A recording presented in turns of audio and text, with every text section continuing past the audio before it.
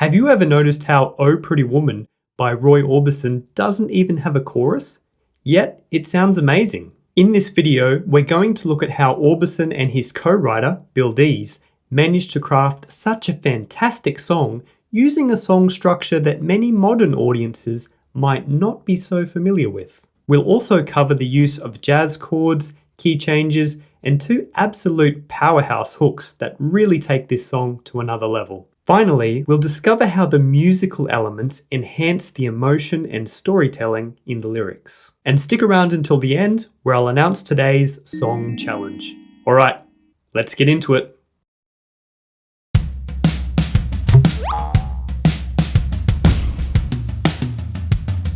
Here is the overall structure of the song. Now, unlike the majority of popular songs today, which conform to the verse-chorus-bridge pattern, Pretty Woman is an example of AABA song structure. This main A section of the song is the verse. We can tell it's a verse because it has different lyrics each time it occurs. As for this breakdown section here, we can think of it as an elongation of verse 3.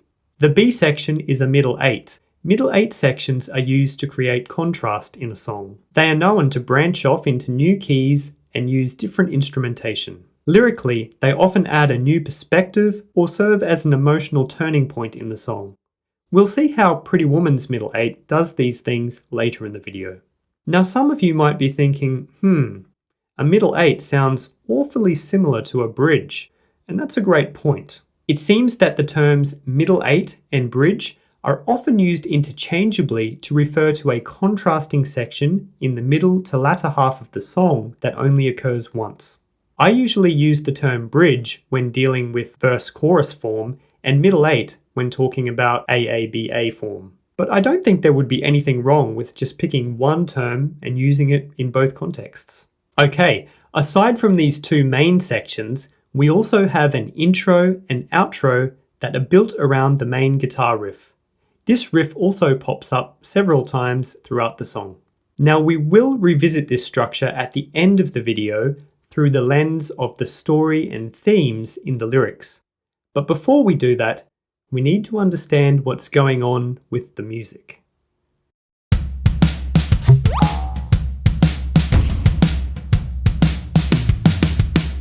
First, let's expand this general guitars category so we can see what all the guitars are doing.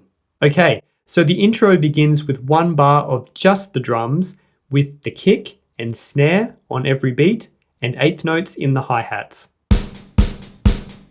We then briefly switch to 6/4 time where the lead guitar comes in with a tease of the main riff. This happens a second time before the main riff takes off in 4/4 time. And it's at this point that the bass guitar enters, mirroring the riff played by the guitar. After 2 bars of the riff, a second guitar comes in playing the same riff, adding power and tension, which is resolved when we land on chord 1 at the beginning of verse 1.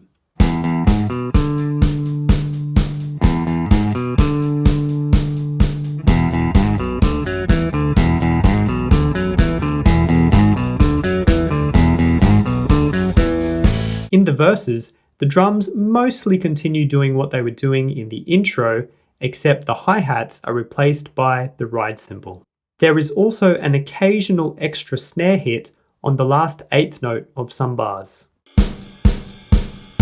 The lead guitar from the intro is replaced by an acoustic guitar, which is much more in the background than its predecessor, providing texture more than anything.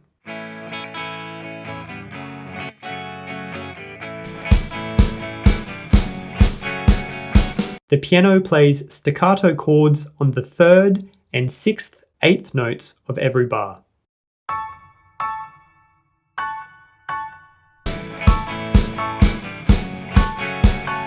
The whole thing is rounded out by a nice bouncy bass part.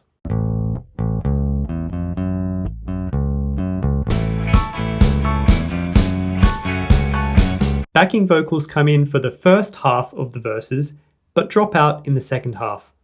I'll come back to backing vocals later in the video. If you listen carefully, you'll notice that the second half of the verses features the subtle return of the lead guitar bouncing between the low E and B notes.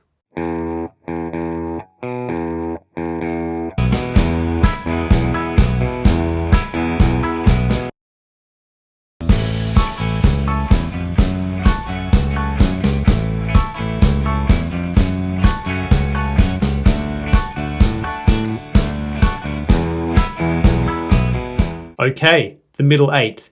The drum beat here is different to the rest of the song. It follows this rhythm and sounds like this. The drummer also adds some simple but effective tom fills throughout this section. Aside from this change in the drum beat, the two key instrumental features of the middle 8 are the piano and tremolo guitar. The piano departs from the stabbing chords of the verses and populates the middle 8 with rolling arpeggio runs. Technically, these runs use arpeggiation on the way up and all the notes of the scale on the way down. For example, on the C major chord in this section, the piano goes up through the notes of the C major chord, G, C, E, G, skipping the other notes in the scale. But on the way down, it includes the notes of the C major scale that fall between the notes of the C major chord. Overall, we get something like this.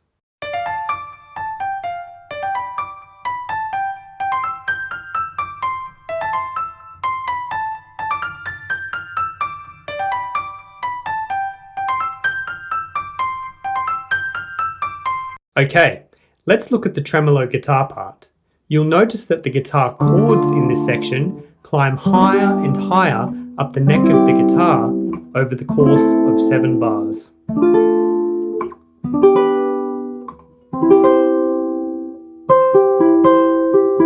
This is the opposite of what the vocal melody is doing. The vocal melody is getting lower and lower across those same 7 bars.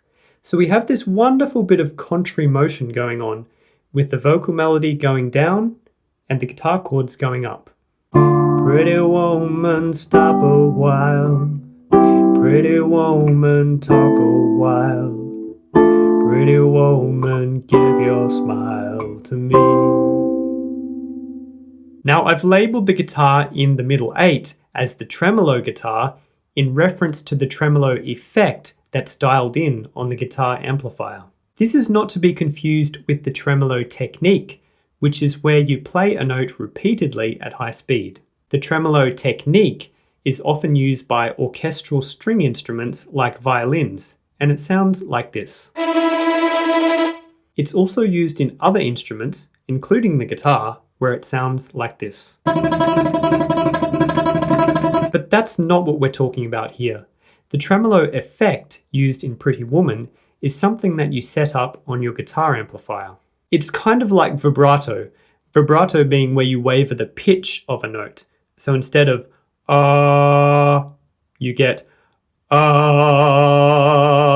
but instead, with the tremolo effect, the pitch stays the same, but the volume fluctuates. So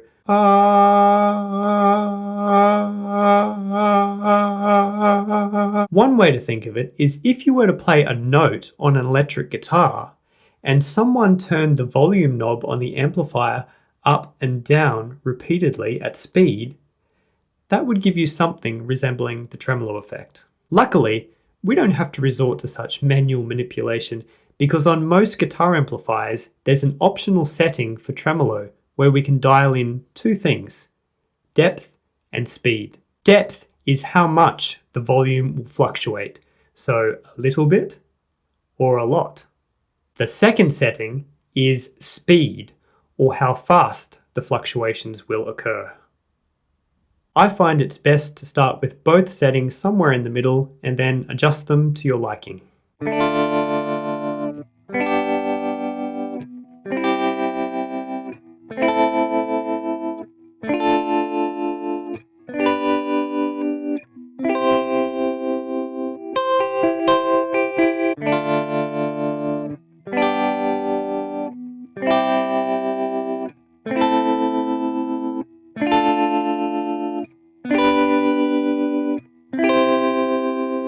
a lovely effect that works really well in the middle 8 of Pretty Woman. Overall, the middle 8 instrumentation sounds something like this.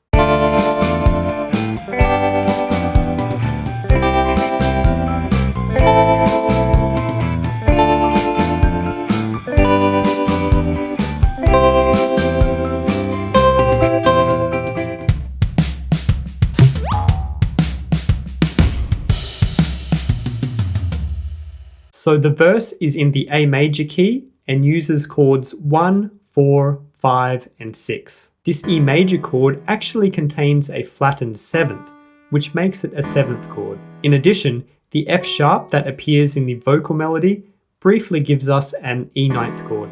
This E ninth chord is also the chord that the main guitar riff is built around. Because this E ninth chord in the verses only appears in passing, we'll label it as E seventh. Now, ninth chords occasionally pop up in rock and pop music, but your best chances of coming across them in the wild is to listen to some jazz music. Okay, the middle 8. The first thing you'll notice is that none of these chords come from the A major key, which means we are no longer in that key. We've actually gone over to the parallel minor key. Parallel keys are those that share the same first note or tonic note. For example, if we were in the key of D major, the parallel minor key would be D minor. In this case, we're in A major, so our parallel key or parallel minor key is A minor. And you can see that these middle 8 chords fit perfectly into this key. However, there are a couple of clues that make me second guess whether we are actually in A minor here. The first is this dominant 7th chord leading into C. Now, dominant 7th chords usually precede chord 1, and C is indeed chord 1 in relation to G7th. The second clue is that we end this passage by resting on the C chord for 2 bars. Therefore, it feels more like C is our tonal center, meaning we are actually in the key of C major. Now, A minor and C major are very closely related. They're actually what we call relative keys, meaning that they share the same key signature, in this case, no sharps or flats. As a result, they contain all the same chords. The only difference being which chord acts as chord 1, our home chord or tonal center. And in this case, for me, it feels like C. Now this 8-bar progression occurs twice. The first time around, we finish with 2 bars on the C major chord, but the second time around, instead of a second bar of C, the last bar shifts to an A major chord. If you compare this to the first half of the progression, it's identical, except the first ends on an A minor chord and the second on an A major chord. And with this A major chord, we are no longer in the key of C major. We are suddenly back in the original key of A major, where we get this progression repeated twice. Notice that this is very similar to the chord progression from the verse, except we have this minor 4 chord borrowed from the parallel minor, A minor. You could just think of this chord as a remnant left over from our foray into A minor, C major territory. It's like a residual chord that we haven't managed to shake off yet. Finally, let's take a quick look at how the vocal melody interacts with the underlying chords. We start with this C natural to C sharp against the E7 chord.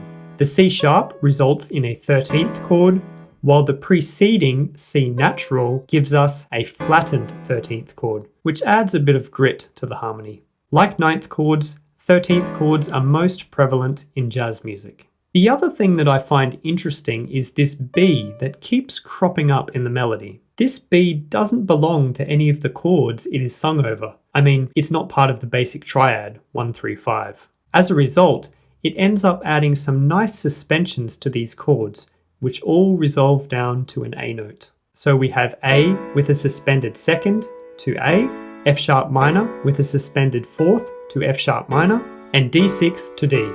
Now this last one isn't really a suspension, but it follows the same pattern. We also have something similar with what I previously called a 9th chord, where the F sharp falls to E. Now a 9th is technically the same note as a 2nd, so you could think of this chord as an E7th with a suspended second resolving to an E7th, which is more in line with these other suspensions and resolutions in the verse vocal melody. Last but not least, we have some extra harmony provided by the backing vocals. These are textbook backing vocals. They are comprised almost exclusively of thirds sung above the main melody. There are a few fourths and minor sixths in there, which add some nice variation. In the majority of cases where you are going for a pleasing consonant sound, you really can't go wrong with thirds.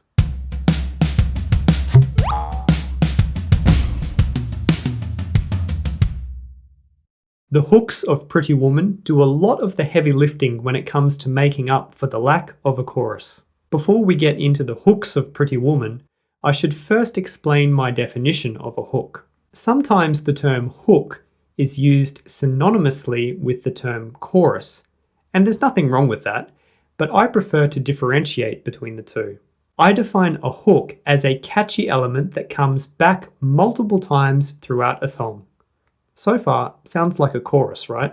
The difference is that a chorus is a whole section and everything in it, while a hook is a smaller unit, like a motif, and it can pop up anywhere in the song, including inside a chorus.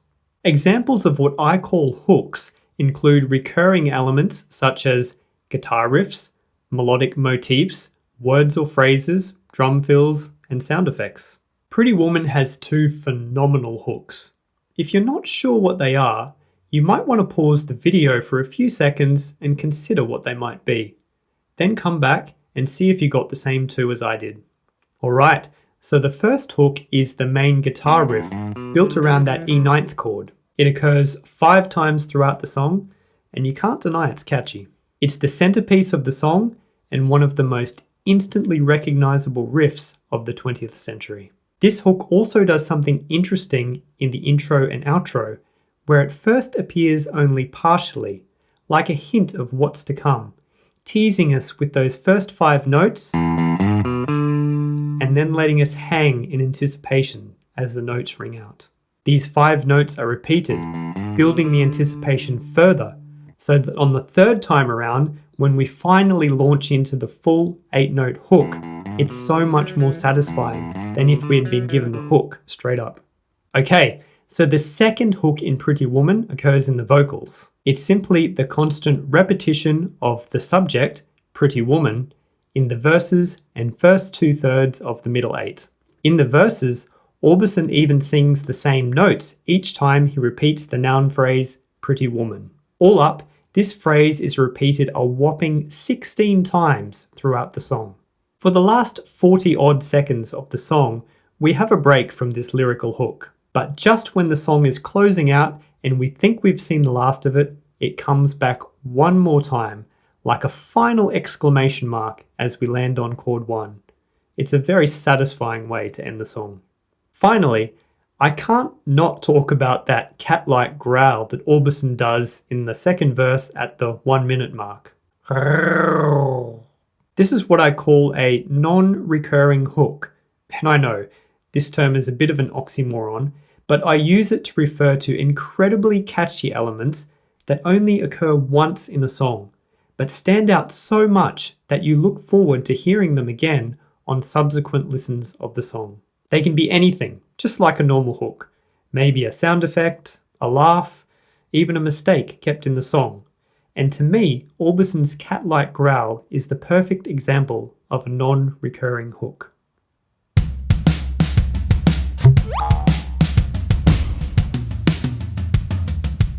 Now that we have all the musical elements accounted for, I want to finish by dividing the song into thematic sections based on the lyrical content and looking at how well these themes are reflected in the music. So the first 2 verses fall under what I call setting the scene. Here, the narrator establishes the situation. He sees a very attractive woman he doesn't know walking down the street. The last line, "Are you lonely, just like me?" segs into the middle 8 as he moves from admiring her beauty to hinting at his interest in pursuing her romantically. The middle 8 is what I call the proposal. Here, he starts to take action in pursuing her and winning her over. The first part of this is flirtatious and casual.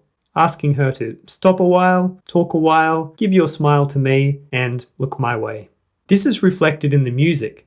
The change of key can be seen as him presenting a version of himself that he thinks will appeal to her.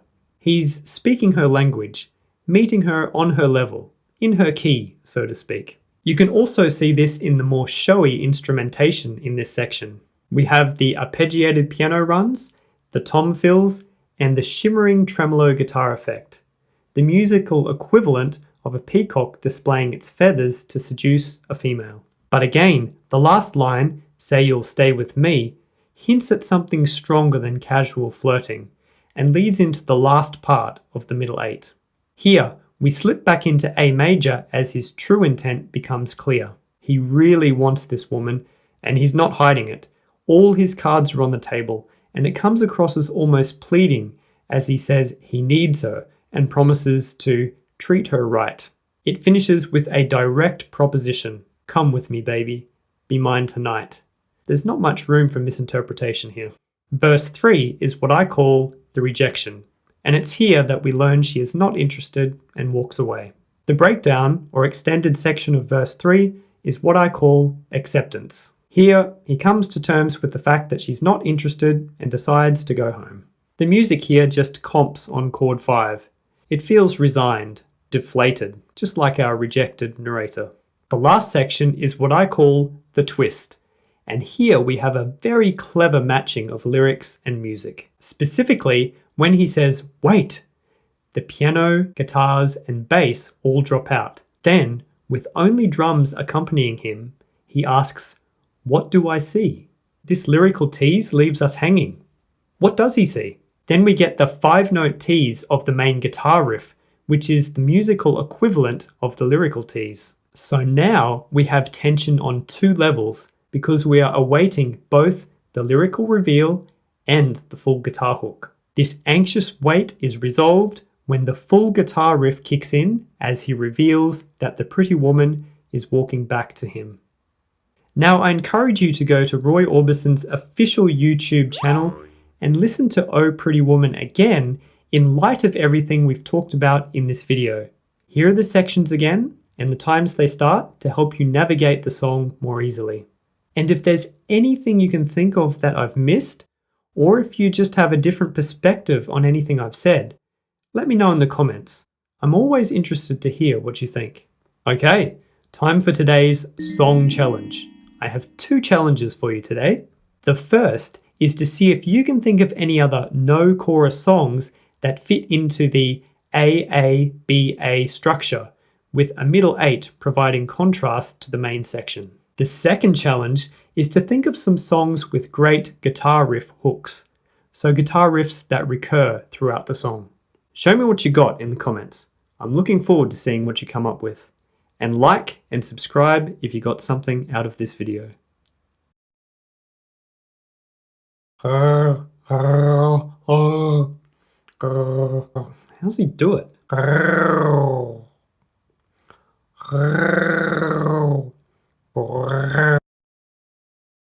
That initial hint of the hook always reminds me of those old lawnmowers you have to start by pulling the starter cord.